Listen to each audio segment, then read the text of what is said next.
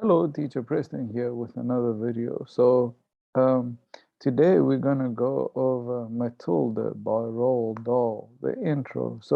Something that I like about um, Roald Dahl's books is that there's always humor in them. Um, so they're always funny, and they always use clever sort of word plays and that kind of thing. So always remember reading should be fun. It doesn't have to be serious the whole time. A lot of people sort of think about reading as a sort of academic exercise. Mm-mm. Okay, obviously, there's stuff that you have to read in life sometimes, like contracts and that's serious, or um, uh, academic studying for academic work and that. But what we've got to realize is that it's better to put sort of fun into it. So mix it up. Read what you like. Don't feel obligated to read stuff um, just because you have to. Read what you want to, and then you'll enjoy it more. So let's get into it. So let me find my, no, not that one. Yes, there we go. Let's share it. Okay, let me get my pointer here. So let's go through it. The reader of books. So this is just the intro here. It's a funny thing about mothers and fathers. Even when their own child is the most disgusting little blister you could ever imagine, they still think he or she is wonderful. Some parents go further. They become so blinded by adoration that they manage to convince themselves of their child, convince themselves their child has qualities of genius. Well, there's nothing very wrong with all this. It's the way of the world. It is only when the parents begin to tell us about the brilliance of their own revolting offspring that we start shouting, "Bring us a basin! We're gonna be sick!" Sorry, I can't help it. It's so funny. School teachers suffer a good deal from having to listen to this sort of twaddle from proud parents, but they usually get their own back when time comes to write the end of term reports. If I were a teacher, I would cook up some real scorches for children of doting parents. Your son, Maximilian, I would write, is a total washout. I hope you have a family business you can push him into when he leaves school because he sure as heck won't get a job anywhere else. Or if I were feeling lyrical that day, I might write, it is curious truth that grasshoppers have their hearing organs inside of the abdomen, in the sides of the abdomen. Your daughter Vanessa, judging by what she learned this term, has no hearing organs at all. I might even delve deeper into natural history and say the periodical cicada spends 6 years as a grub underground and no more than 6 days as a free creature of sunlight and air. Your son, Wilfred, has spent 6 years as a grub in the school, and we are still waiting for him to emerge from the chrysalis. A particular poisonous little girl might sting me into saying Fiona has the same glacial beauty as an iceberg, but unlike icebergs, she has absolutely nothing below the surface. I think I might enjoy writing an end of term report for uh, for the stinkers in my class. But enough of that. We have to get on. So let me just open it a bit more and then go down a bit. Uh, Occasionally, one comes across parents who take the opposite line, who show no interest at all in their children. And these, of course, are far worse than the doting ones. Mr. and Mr. Wormwood, Mrs. Wormwood, were two such parents. They had a son called Michael and a daughter called Matilda. And the parents looked upon Matilda in particular as nothing more than a scab. A scab is something you have to put up with until the time comes when you can pick it off and flick it away. Mr. and Mrs. Wormwood looked forward enormously to the time when they could pick their little daughter off and flick her away, preferably into the next country or even further than that. Okay, let's go back to the top. So this is what I like about Roahl Dahl, is that also it's humorous, but he's speaking his mind. So the readers of books, it's a funny thing about mothers and fathers. So strange thing, funny thing. Even when their own child is the most disgusting little blister you could ever imagine, you still think that he or she is wonderful. So he's saying that's the funny thing with mothers or fathers, even when their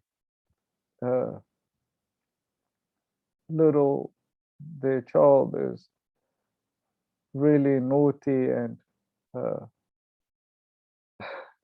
disgusting, disgusting little blister, like a blister that you have on your skin, blister, blighter, um, um, that they still think that he or she is wonderful. So usually we'll hear things, being a teacher myself, sort of, oh, he's just overactive. Yeah. Some parents go further. They become so blinded by their adoration, they manage to convince themselves that their child has qualities of genius. So some parents go, oh, how can I put it? Some parents go further. So meaning they believe more in their children. They get so blinded by the love of their children that they convince themselves that their children are genius. So they think that their children are genius. Well, there's nothing very wrong with all of this. So there's nothing wrong with this. It's the way of the world.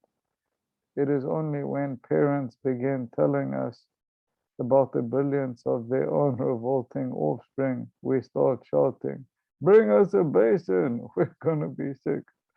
So he's very comical here, saying that when parents start saying things like, oh, my little Jimmy, he won the state fraud, or my little Susan is going to be in ballet, that other people sort of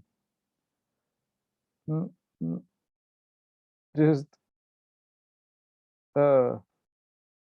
especially when you see that they're not uh, that they're naughty and disgusting, you sort of feel like you want to be sick. You say, bring the basin, we're gonna be sick. So it's sort of sarcastic.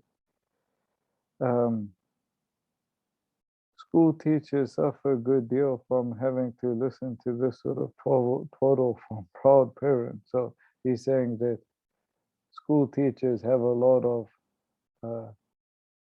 a lot of parents telling them about how good their children are doing, but they usually get their own back when the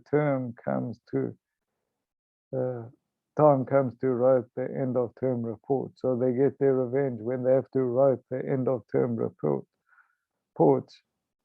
If I were a teacher, I would cook up some real scorches for children of doting parents.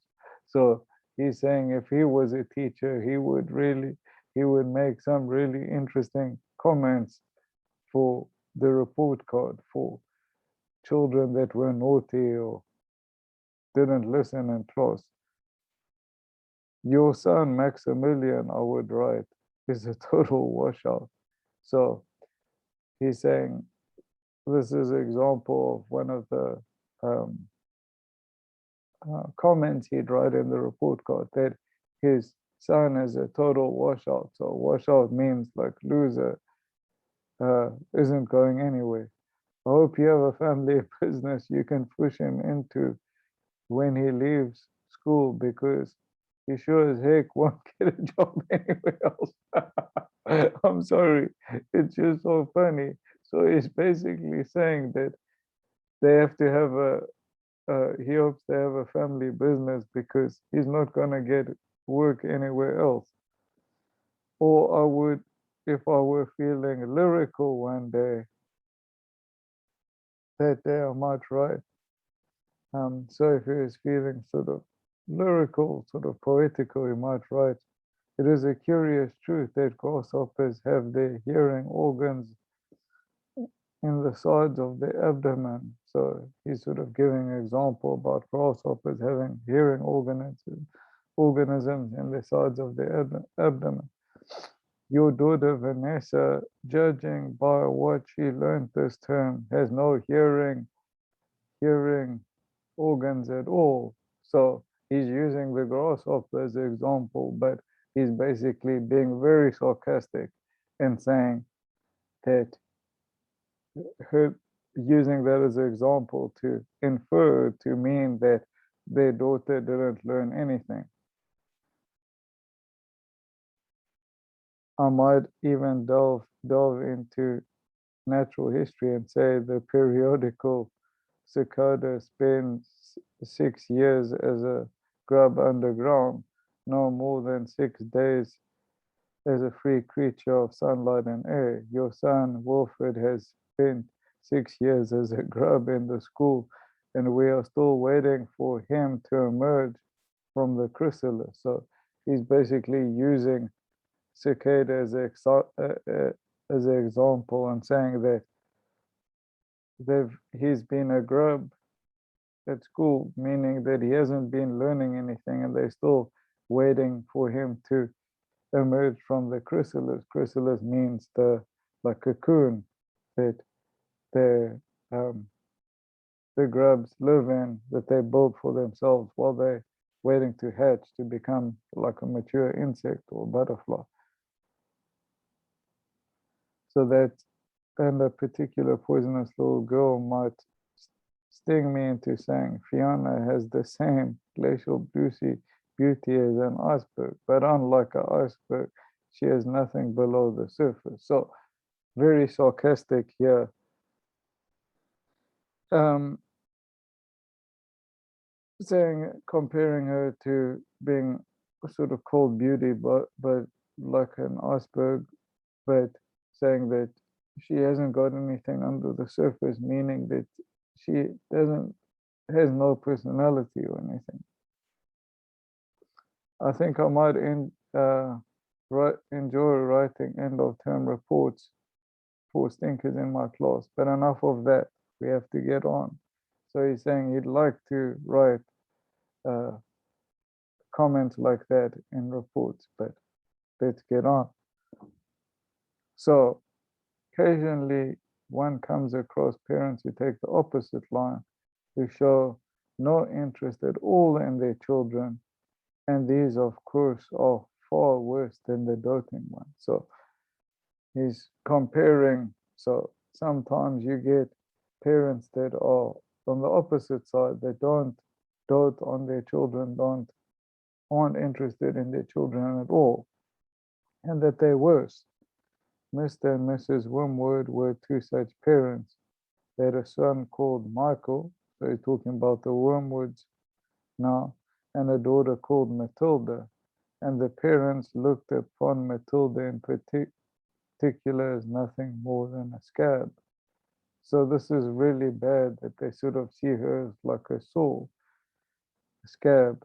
A scab is something, and here he's explaining. So this is very good good thing that writers do is that they'll say something, they'll say a point, and then they'll explain their point. So this is something you can do when you're saying a speech. So say your points in your speech and explain things. So that way everything is clear. They looked forward enormously to the time when they could pick their little daughter off and flick her away, preferably into the next county or even further than that.